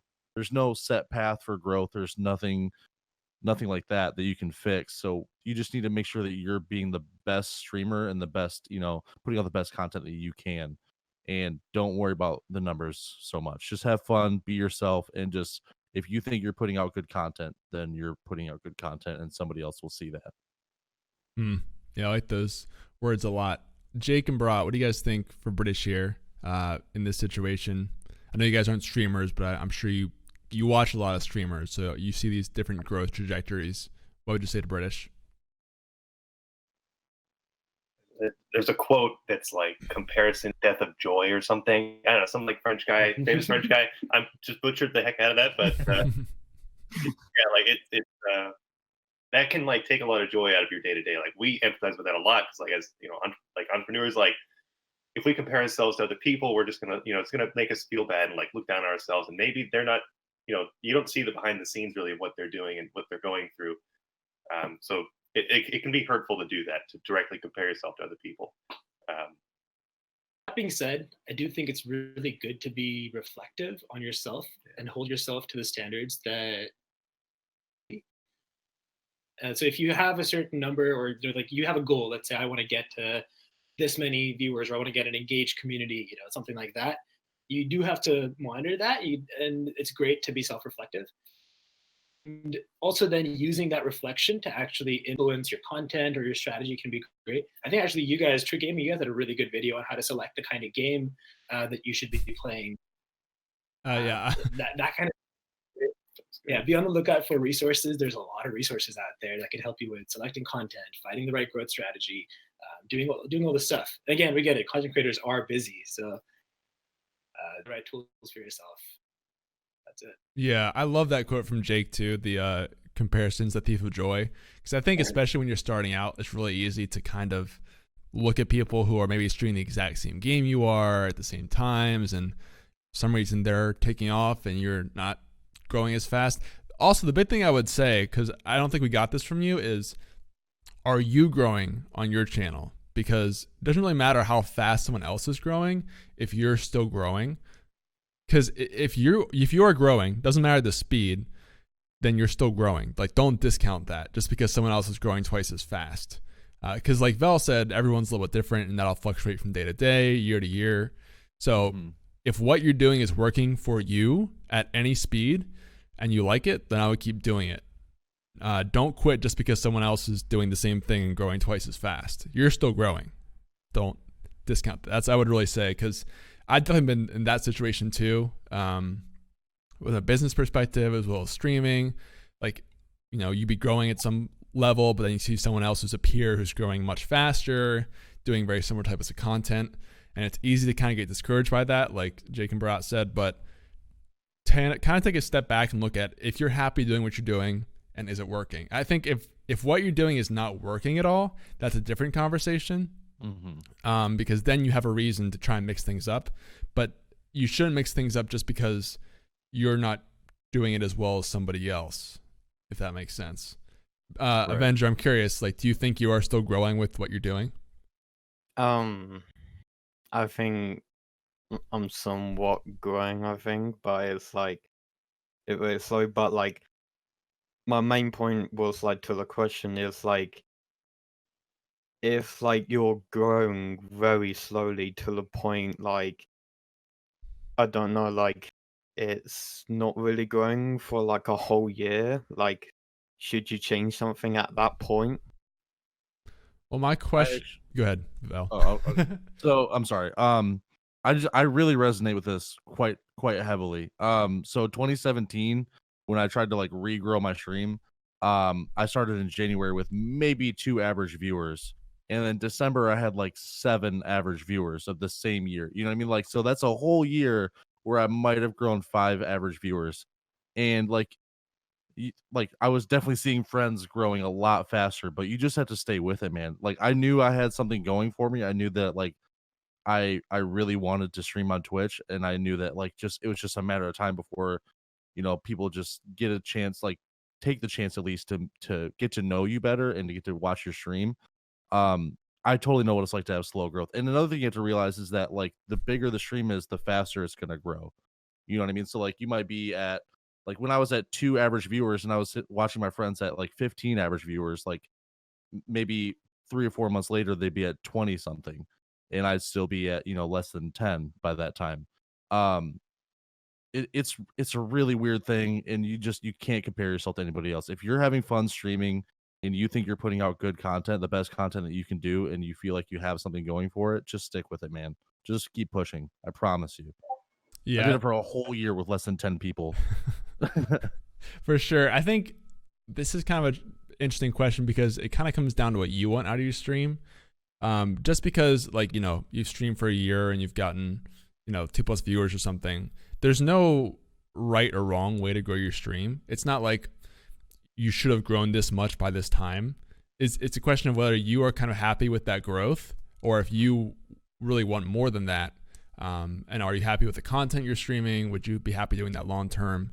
That's what it comes down to, like Velox said, because if you're enjoying the process and just having fun streaming and is working, even if it's like, you know, 2 viewers a year, that's still growing. It just really comes down to what you want, because eventually, like Vel said, that'll start to work out over time. But if you feel like you should have grown more, or you wish you had grown more over the year, and you wish you'd be further along by now and you want to change it up, then I think you have a reason to change it up. But don't do it just because some arbitrary number says you should have grown this much by this amount of time, because that's just not a thing. Yeah. Jake and Barat, what do you guys think about this? It's British Avenger. It's a hard problem. Like we wouldn't be trying to make tools to help this if it wasn't such a hard problem. So like, and yeah, what Vel was saying, like it takes time to build that community. Yeah, it feels like once you get sort of this small, tight knit community, it's just like it's a lot easier from there. Like once you have two and people that consistently come back, like there's sort of a culture. There's some some inside jokes that are going on. That's really helpful. But yeah, couldn't said it better myself. So. Gotcha. Cool. Avenger, you have any other thoughts or questions to add? No, but at least you picked me first this time. I did. I actually got you at the right time. Oh my god. Cool, man. Thank you for calling you in. Don't have anything against me. I promise I don't. Promise. Until after the podcast is over. Yeah. Oh, there he goes. All right. Thanks for calling in, British. Moving back to the Discord here. Okay. So next question comes from Susie QQ, who's a quick question for Twickle. Says, can we alter the panel graphic to fit our brand more, or is that frowned upon from the Twickle friends? So can you change stuff on the panel with Twickle at all? I'm absolutely delighted that you want to do that. Like to me, that's like yes, like like please your brand. I would love to hear more about how to do that better. Like how can we convey that to you that this is okay? Like how can we give you resources to do that? Like because it's so like for streamers, the brand is so important. So much. You have your own color, you have your own copy, you have everything. So the more we can just kind of scaffold that, the better. Yeah. When I read it, I think of changing colors and maybe some images or something on there. Is there some sort of customization like that in the program? Not quite yet, but we know that's super important. And as we kind of get bigger and like have more resources, like that's something that we want people to do is to sort of customize the pages to their brand. It's in the vision, the long-term vision. It's coming. Yeah. Cool. But if you need we'd love to help you anytime. Get it together. Yeah. There you go. We can help you build. You can make it happen. Cool. Simple question. Thanks for that one, Susie. Next one I'm kind of excited about because it's a dicey topic. From Edible, it says... Oh, God. Oh, God. You already know. It's going to be a good one. Says, with Star Wars being a dead franchise, Jeez. Do you think the new games will also be dead on Twitch? Interesting take here. Vel, what are your thoughts on new Star Wars games on Twitch? The new Star Wars game doesn't even look good to me, so I won't even be streaming it, and it makes me sad, and it's a dead franchise, and life doesn't mean anything anymore. Meanwhile, you've got the giant Star Wars pictures behind you. Well, those are like they're great movies, but that game looks horrible. It really oh my God. Okay, yeah. I don't know. People were really excited about that new trailer for I can't remember what the name of it is. The EA Fallen one. Order. Yeah, that one. Mm-hmm. I didn't get it, dude. I watched that. I was not impressed. It looks dumb. I don't know. It looks really stupid. They should call it the Fallen Dreams because that's what that was for every Star Wars fan ever. Jake and Barat, did you guys see that trailer for the new Star Wars? I actually haven't seen it yet. What about you? I think I saw like someone mocking someone who was really enjoying the trailer. I don't know if that's another hot topic. I don't know if you call that, but I don't know. That's what I know about it. I got you. Yeah. I just thought that was a funny question I had to bring up there. I don't think. Well, I mean, do you want to try to answer that second half of the question? Do you think it'll be popular on Twitch when it comes out, Vel? For like a day. I think it'll be popular for like a day, and then people are going to be like, this game isn't that great. And then it'll die off like every other single player game on Twitch for the most part anyway. You know what I mean? Like, I don't know. It doesn't look like it has any like real replay value or anything. It's not like Knights of the Old Republic where it's like an awesome RPG or anything. It's a story-based game that looks bad, and I'm not going to buy it. Aren't they redoing Knights of the Old Republic or something too? They need to. That's their best bet for making money on anything right now is to remake Knights of the Old Republic. I would buy 4 copies for myself. I think they're redoing it or something. I don't know. I don't follow a lot of Star Wars. I don't know if you guys are into Star Wars at all, Jake and Barat. A little bit. Not crazy. Yeah. Not too crazy, yeah. Gotcha. Cool. Well, you what? too young when the good ones came out. Oh yeah, Yeah. same here. Yeah. Edible, thanks for your questions as always, man. Next question is from Lumberjack Allen, who says, okay, so feeding off that, what is the difference on that? Like, what would be for discovery and what would be... Okay, so on the YouTube question, basically saying what is for discovery and what's for retention when you're making YouTube videos. How do you kind of decide where your video is, or maybe how to make a video for each of those things? Vel, you have thoughts since we kind of kicked this off with you last time? Yeah, so I think with like discoverability, you want to try to go for things that aren't directly related to your Twitch channel. Like, I'm still thinking about doing a podcast that, you know, is talking about like more about motivation and things like that, because that's like a different avenue that people have to go down to look for, you know what I mean, aside from like, you know, aside from like stream highlights or anything, because there's so many stream highlights out there, you know, that it's difficult to be discovered that way. But, you know, the hashtag Monday motivation is huge and people search for that all the time. So it's really easy to find new content for that, as opposed to like the stream highlights that GreenChord is currently doing for my channel right now, which is, you know, it's a lot harder to find if you don't know where to look for it. But if you're already a part of the community, you already know where to look for it because it's everywhere. It's in my Discord, it's in my Twitter account, it's, you know, built into my channels now and everything. So yeah, that's what we mean by that, I guess. Right. Yeah, it's a good explanation. Jake and Brott, do you guys have thoughts on even just general content, like making content that's designed to bring in new people versus kind of give more to the people you already have in that community? Yeah, I think Val made a great point there, that when you're making something for retention or for your existing viewers, stuff from the stream is really apt for that. Because often they could have missed that stream. They could have missed a funny moment that might have happened, something like that. For new people, though, you might want to create different types of content, as he said, like different things outside the stream. Extent the length could be an interesting trigger here, where if it's sort of like a short, interesting, quick video that might be more digestible for someone new coming on versus like a full-length video of your stream. Mm-hmm. So something like that. Yeah, for sure. That's on that, yeah. Sorry, you're cutting in and out a little bit there. I'm trying to like make out the words in between. Yeah, there's one video that's super important, is the one that's kind of like front and center on YouTube page, right? Which is the one where people, when they hop onto your page, it's like there. That one might be more something like the one that's you focus on more general things. I think Vel hit it the nail on the head, really, where you just kind of keep it general. Mm-hmm. It's more generalizable across the population than just your community with all your inside jokes and culture. Right. Yeah. I think also, if we're talking YouTube specifically with this, when you're talking about content that's going to be good for discoverability, you want to look for stuff that's going to get picked up by the search engine.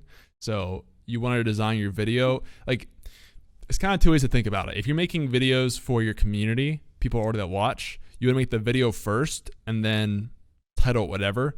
Whereas when you're making a video for discoverability, you want to do research first and find a video people are looking for, then make the video, if that makes sense. So good ways to do that are like literally just going to the YouTube search bar and typing in an idea, like, I don't know, Twitch tech review or motivation podcast or something, and then figure out like what exactly people are looking for, and then make that content that's something that you feel like you can contribute to. And that's why that stuff will get discovered. That's the big reason why YouTube's so good for Twitch streamers, is because that search platform exists. Because on Twitch, it's really hard to find new content. Like, you can't go to Twitch and type in, you know, large chubby R6 hype streamer in the bar and find Vel. I feel personally attacked right now. Hey, those are your direct titles, man. I'm just quoting your titles. But point being, like, you can't search very easily on Twitch and find new things. Versus YouTube, you can really kind of build stuff around the algorithm and get found a lot easier. So that's why it's so good to build a new audience and then move people from YouTube to Twitch. But if you're doing like Vel's doing and making content for your existing community, then you can kind of just make the best content that you know that they'll enjoy. And like literally Vel's titles on his videos are like, please don't watch this, or stuff like that, you know, pro streamer, by the way. And like no one's searching that on YouTube, but like the audience will find that hilarious, and that's what matters. Nice. Yeah. So yeah, making a great point there with regards to using the algorithm and SEO terms for discoverability. And I think you can totally extrapolate that even to content on Twitter or Instagram out there where you can find what kind of hashtags are trending and use those to get more discoverability.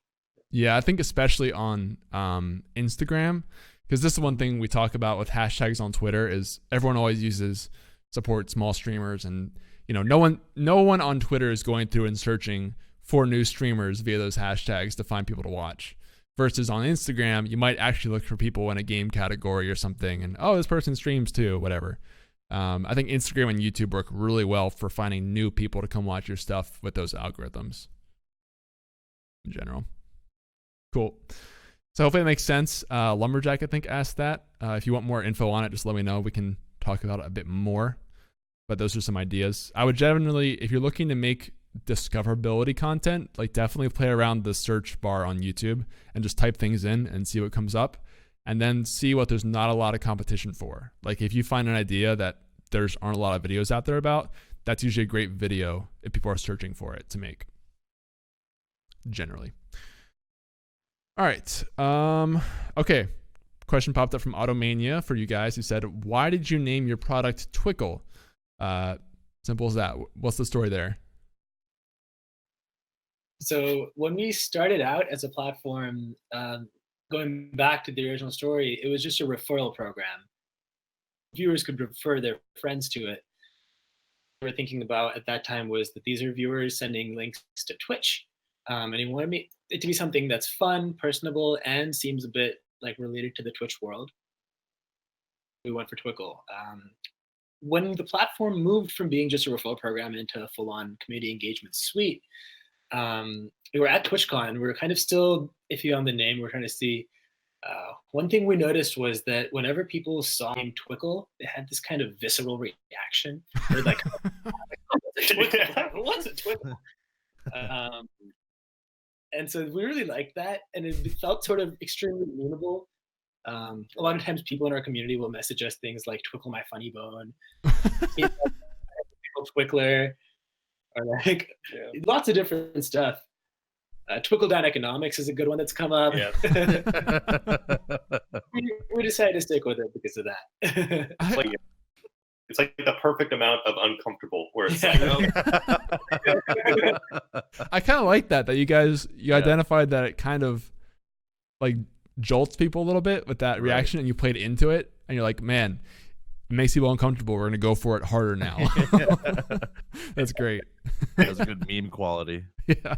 Well, I mean, obviously the TWI is very similar to Twitch, so that makes sense. I think you see a lot of brands in this space kind of doing that because they are so related to Twitch. It just makes sense to kind of build that thought connection with people. I mean, you look at Streamlabs, they have the very similar looking logo to Twitch, and a lot of like purple brands, and TRUgaming is even that way. So I think it kind of makes sense to just make a quicker connection for people to think, oh, this is related to Twitch when you see that product. So that makes sense. Okay. Bucket has a question. Oh yeah. Oh, God. If you guys get in an argument, do you call it a Twickle fight? That is his question.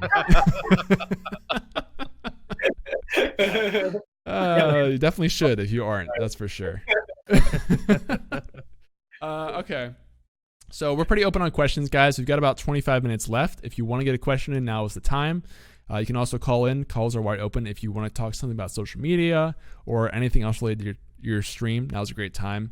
I think we'll take this time to maybe talk a little about Twitter, because I feel like we've covered YouTube and Instagram a decent bit, but we haven't really touched on Twitter yet. So, and one thing with Twitter is I hear from a lot of people constantly about, oh, streamers are using Twitter wrong. Twitter is using so bad. This is how you should be using Twitter. So I'm kind of curious from you guys' perspective as a developer, Jake and Brat, what are some of your kind of best tips for using Twitter, in your opinion, for streamers? Yep. That's a good question. One of the kind of like glaring themes that we've heard from people, we talk to streamers a lot, is like try to limit the going live posts, and like because if someone goes to your Twitter and they're all go live posts, it's like there's no actual like real content there. You know what I mean? Like One of the kind of biggest themes we saw was creating content for the platform. So it's like you should be creating content meant for Twitter, not just like these sort of like ads for your stream that are just like, hey, I'm going live now, going live now, going live now. Yeah, that's kind of tough. So, it's kind of again thing where you kind of want to be your brand everywhere. So it's like on Twitter, kind of just be more of yourself and less, yeah. Kind of like another tip is like, don't just post about yourself. Get other people involved. Like, post about what's kind of happening in your world. Yeah, like tag other people. It's a great way to network with other people. Like get involved, start chatting on Twitter. To develop relationships there that you can bring that back to your Twitch world. Yeah, and I think Twitter also has some really good tools for bringing in your community. Like running a little poll on Twitter just to get your community engaged a little bit can be really nice. More you can get user-generated content around your brand, better it is. Right. And yeah, just generally avoiding all those going live posts all the time, right? Because that's the easy trap to fall into. I think like that's true of all platforms though. If people are like, they know they should be using your social media, so they do the bare minimum. It's like, all right, I'll post I'm going live on Twitter. All right, I'll just dump my entire highlight of my stream onto YouTube or whatever else that is. Like it's very easy to fall into that trap, but that can, I feel like that can even damage your brand a little bit because if you do that, then maybe you start out that way and later you decide you'll use Twitter better or you'll try to like redo your YouTube. You might have already kind of lost some faith, I guess is the best word, in those platforms from people. If, he just posts only going live stuff on there, there's no point in following him, or it's just 8-hour VODs on his YouTube with no editing. Why would I ever go there? I think that's important to consider when you're looking at Twitter and things like that too. Another thing is kind of drives back to kind of one of the themes of this kind of talk was like, test out what works, what doesn't work. Kind of, I feel like we're just like preaching scientific method. Just like be scientific about it. Like know what works, what doesn't work. See what gets most engagement. See what doesn't. Yeah. Another thing is like linking your most important page on Twitter. So we've seen people do this a couple of ways. Like some people, there might be a link to their Twitch, or it might have some resources about them to other places. So that's kind of important. It's like, where do you want to drive people? I guess for streamers, it'd kind of be their Twitch page or something, but just so when people go there, and it might get a little repetitive that like you have this link everywhere, but that's good. Repetition is good sometimes, so that people always have access to your kind of the main place you want traction, which is probably Twitch. Right. Yeah, makes sense. Vel, you've been using Twitter for some time. What are kind of like the best ways you've found to use Twitter over the years? Doing something with memes or just trying to tweet something funny out, to be honest. Like I still do the hey, I'm live now thing, which is really bad and I need to stop doing that. Maybe I'll go back and delete those posts after every time I post them. That way it doesn't flood my feed or anything like that for people who want to come visit my profile. But yeah, like just trying to post funny things that are like relevant, like tweeting out about the Dr. Disrespect thing, and like if I find a meme, I'll post that, and just see if I can post funny things for the people that are already following me. Yeah, I don't know. Like I said, I still need to get really, really like more into social media because I'm really, really bad at it. But yeah, just try to do things that aren't going live, like they were saying. They pretty much nailed it. Right, and I've seen you also do some posts that are sort of like multi-part tweets that are talking about something more in depth, whether that's like how streaming's been lately or something from your history. Does that work pretty well for you? Yeah, I mean, I usually like if I'm feeling like really motivated or when I'm taking a lot of time to reflect on how the last 6 months have gone, because like now I'm a full-time streamer and I don't work anymore. Life is pretty crazy. So when I really like get a chance to reflect on that and tweet out about how I'm thinking about things and how things are going for me, I think letting my community know, like my exact thoughts on everything and like where my mentality is at on everything, I think is really good. And I think they really enjoy it for the most part. Yeah, I definitely agree. I think those are pretty interesting to read. And it's not like a gimmick. Like if you want to do that type of thing, you should do it. Not just because that'll get me engagement if I tweet out a long thing, right? Like it should be, it's an honest thing. That's why people kind of resonate with it, I think. Right. Yeah. It's just about letting people know. It's not about like, oh, like people are going to retweet this. Like, I don't care. You know what I mean? It's just about me letting the people that are already following me know kind of where I'm at. Yeah, it's very genuine stuff that I try to do. Mm-hmm. Right. I think that's kind of like the key with social media as a whole, right? Same thing with Instagram, like showing people a little behind the curtain, what you're like, what's really going on with you. Right. That's gold. I mean, people. I think there's a lot of truth in that. People can kind of tell when you're being off-brand, you're kind of being gimmicky, Right. and it's not that hard for them to see. So it's better to be authentic. Just, I mean, of course, live theme here, but and on the live posts, I don't think it's bad to like no more live posts forever. It's like it can be good just as long as it's Right. the only thing you have. Right. Oh, live post. That's it. Yeah. And on the topic of memes, I think that's a really good one because a friend of mine likes to call Twitter mindless mind spray. If you have any cool plot, anything random that you found interesting, it's a good place to share that. Mm-hmm. Yeah. Connection. Yeah. There are some really funny examples of tweets. Like I was just watching some guy today who was like documenting, Alex from Epic Games, Vel. Yeah. Yep. He was just like tweeting out this like a bunch of tweets about this cat that was in his engine or something. He was giving like status updates of trying to get the cat out of the car, and it was super funny to read through all the tweets. And it was like just so random, but it was kind of really fun to read through that stuff. So I think there's definitely truth to that, Barat, for sure. Yeah. Okay. So moving on here through some more questions. Sestriutu says, can we talk more about pros/cons in using IFTTT across Instagram, Twitter, and Facebook?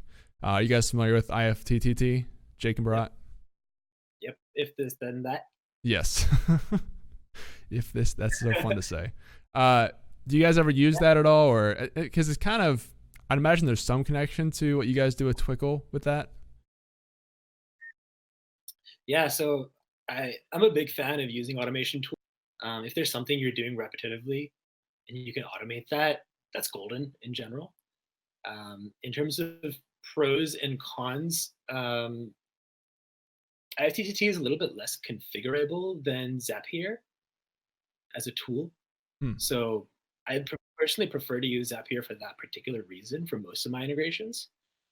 Because with Zapier, you can kind of you can actually write and be like, hey, I want to, when someone retweets my post, I want that to show up, but I don't want mentions to show up or something like that. You can be really specific about it.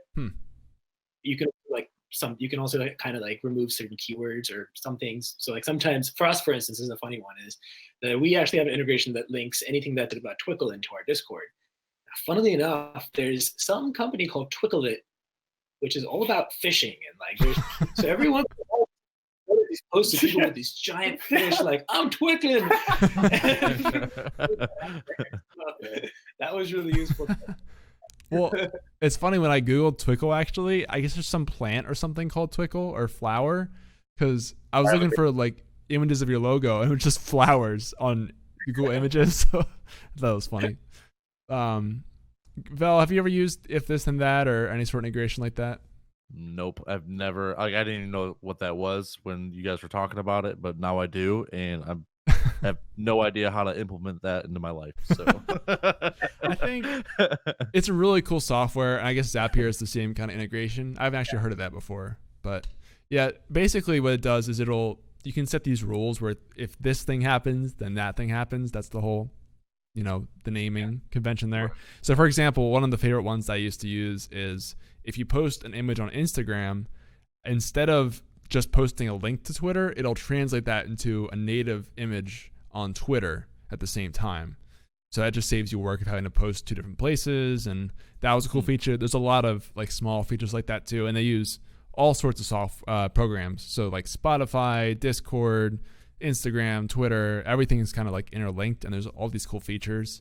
And they get like, it's a rabbit hole. You can get really deep with some of the things you can do with that. There's like, it'll send you a tweet of the weather for tomorrow, or there's all sorts of weird stuff you can do with that. But there are some really cool features, I think, for streamers. The Instagram one's really helpful, because if you just try and share a picture from Instagram to Twitter, it'll just be a link, and chances are very low anyone's actually going to go look at that link off of Twitter. So that one, I would recommend setting that up if you do use Instagram some. But Jake and Barat, you guys have any thoughts on like maybe some key usages of that software? So some key usages, of course, linking your Twitter posts in your Discord can be good. Same thing with you could do new followers or new subscribers. That gives them a little bit more visibility. Mm. You can post that directly in Discord if you want. Some fun things you can do, like we get creative with it on our own. So we actually have a spot list for ourselves. So whenever one of us posts a track onto that, it posts that into our Slack channel, which then tells us about, hey, this person just added this new track so that I can go listen to it. And it's kind of a fun one. You could do this with your community as well. And that gets them more excited about it. You're building a deeper relationship with them. Right. Any other ideas here? No, I like that. That's really good. And then the more you can do that, build these better relationships and like get to know them on kind of like Spotify is a perfect example because music is so like intrinsic to kind of, it's like that's such a deep thing that if you could, a collaborative playlist is good. I never thought of it. Yeah, wow. Yeah, those are fun for stream, but they can also be a little bit trolly sometimes. So you have to be careful with that. Yeah. Just fart songs. Yeah, I actually saw somebody the other day made this entire playlist they sent to a streamer that every song name formed like a long message. So it was like, dear streamer, I love you. So it's like, it was really funny, but I love that. Okay, next question is from the Real Crazy ES, aka the Real Crazy Eyes.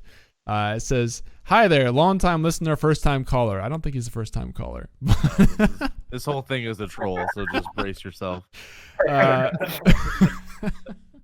I didn't actually read it. Is it really? Okay. I'm just going to read it. I've been streaming since January, and I'm not famous yet. My schedule is extremely inconsistent, and I cannot stand interacting with my community outside of my stream. Am I doing something wrong? Yeah, man. That maybe sounds like you maybe need to interact with your community outside of stream. All right, that's what I get for not reading the question first. Yep. Sestrio to ask for link to the Zapier. What's the program that you mentioned, Bharat? Yep, Zapier. Is it ZAP? ZAPIER? Is that right? Yeah. Okay. Yep. I will link to it in the chat if you guys want to check that out. And of course, IFTTT is always good. Hopefully I got that. Yep, that's the link. Okay, cool. All right, we have about 10 minutes left here. If we have any last kind of questions here, I guess we can kind of start wrapping up a little bit. Maybe I'm curious for you guys, Jake and Brat, is there anything you guys want to share with people about Twickle as a whole, about maybe like why they should start using it, how you think it could really help their stream? Yeah, so we think that it can really help you with getting more engagement. One of the big themes we also find is it allows you to figure out who you want to give back to and reward your community. That's a huge part of connecting with your community, is just rewarding them.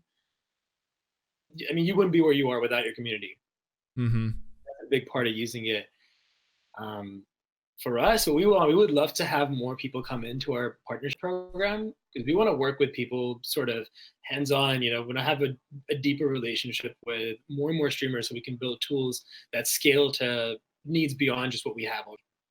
So that's the biggest ask for us, is join us. Yeah, give some feedback. How open is the program? Is it just continuous applications? Is it kind of like Windows? How's that work? Yeah, it's so it's just right now it's an open application. It's kind of like a quick form you fill out and make sure everything's set up, and that you're kind of like, we kind of give you the lowdown on like how to best prepare, like have a certain amount of people on your Twickle leaderboard, like that are interacting with Twickle, kind of be active with it, talk about it in your stream, have a way to reward people. Yeah. Gotcha.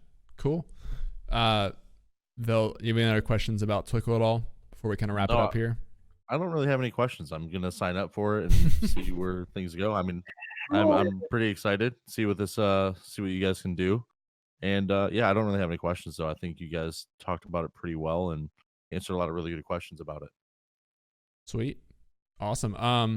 Well, I guess we'll go ahead and wrap it up then, since we're kind of at the end of the show. I guess Jake and Brat, do you guys, besides of course Twickle, anything you guys want to plug about maybe the partner program, where they can find that, or Discord, anything else? Send the link out to the partner program to you, so you can link that one for sure. Yeah. Okay. What else you got? What else? Plug here. Yeah, if you want to try out and like the kind of goal with us getting people on is to give us feedback. Like we're still in a kind of learning phase and trying to improve it as much as possible. So that's like the most valuable thing to us is like sign up. And if you would say like, this totally sucks, like, that's great. Like, we want to know why, how we can improve it. Or if you're like, hey, this is great, then we're super open to that sort of feedback. So that's kind of what's crucial to us. But yeah, try it out. How we can improve it. That's gold for us. Couldn't ask for more, really. Awesome. I will go ahead and link it in the chat for anyone who's watching right now. If you want to go check that out, it's right there, and you can sign up for it, I believe. Vel, also, thank you for coming back on the show, man. Once again, anything you want to plug or say to people before we head off here? Thanks for coming out and watching the podcast. Make sure to tell your friends about it if they're streamers, because I think that's the thing with this is there's still so many people on here that on Twitch, I should say, that don't know about StreamKey, that have a lot of questions that we answer pretty often, and I think it could be really, really useful for a lot of streamers. Yeah, absolutely agree with that. And where can people find you? VELOKK_TV on all social media platforms and on Twitch. There you go, guys. Make sure you check him out. And, of course, check out Twickle. Thank you guys so much for coming on the show. It really means a lot. And I look forward to kind of working with you and seeing where it goes from here. Sweet. All right. Guys, thank you so much for watching. We'll be back next week. Yeah, we'll be back next week.